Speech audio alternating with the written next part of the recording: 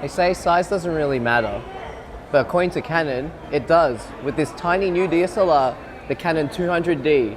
And today, we're going to be smashing out a review about it.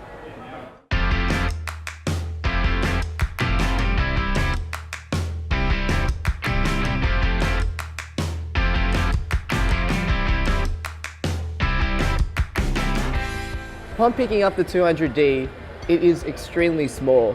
It fits in the palm of my hand, and I've got really small hands. In addition, they've deepened the grip, so it's really easy to hold despite its size. And lastly, it's so light, weighing at only 390 grams. A cool thing about the 200D, it is beginner friendly with a brand new UI. Similar to the 7070, it's got graphical representations of your settings. For example, if you're using aperture priority, when you're scrolling through from minimum to maximum aperture, the camera will tell you which is good for blurring backgrounds and which is good for keeping everything in focus. In addition, when you're scrolling through each mode, it'll give you an example of the type of photo you could get using each mode. In addition to the UI, the 200D also has a touchscreen, which makes it easy for you to flick through the menus and change the settings without feeling too much with the buttons. It also flips out, and it's a very angled touchscreen, making it perfect for vlogging.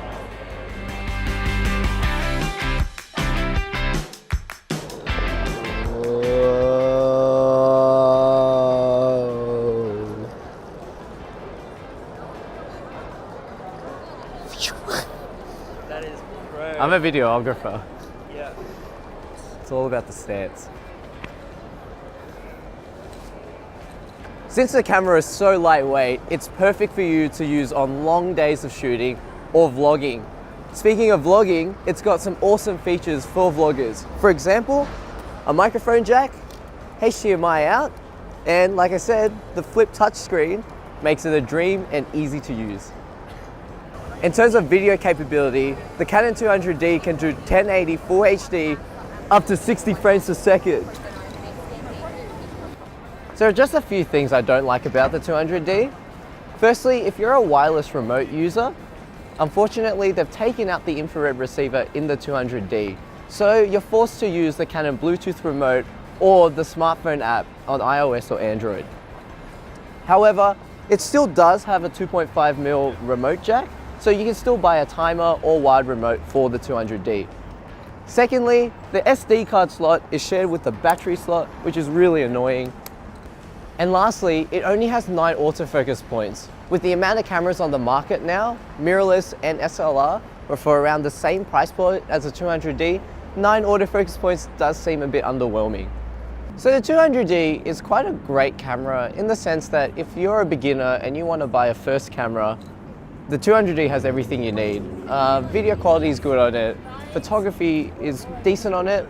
The lens it comes with is not the best lens. It's an 18-55 f4 to 5.6, but at least it now comes with image stabilization, which with the lens in the 1300D that gets kitted with, doesn't.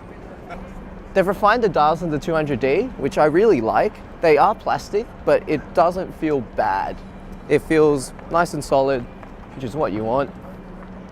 A big plus for me is the Canon 200D's size and weight.